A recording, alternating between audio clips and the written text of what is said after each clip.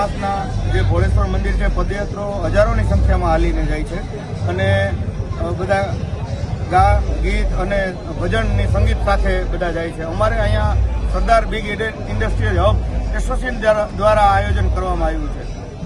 દર વખતે અમે અલગ અલગ વસ્તુ રાખી છે. આશરે 300થી આસપાસ સ્વયંસેવકો છે આજુબાજુના ગામના બધા, અને ફ્રૂટ અને ફરાળી વસ્તુ અને નાસ્તો, આ 3 વસ્તુ અમે રાખી છે. ચા પાણી, નાસ્તો અને ફ્રૂટ.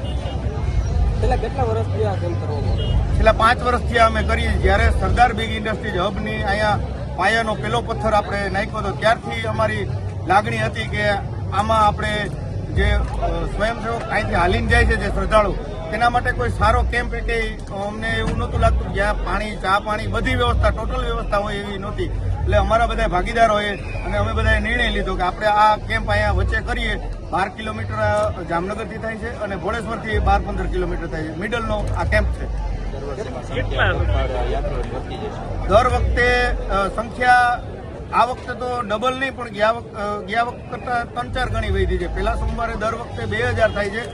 આ વખતે પહેલા રવિવારે 7000 થઈને આજે 10-12 હજાર આસપાસની ટાર્ગેટ છે અમારો. આજે 12 વાગ્યા છે અત્યારે, હજી 3 વાગ્યા સુધી આ કેમ્પ ચાલશે.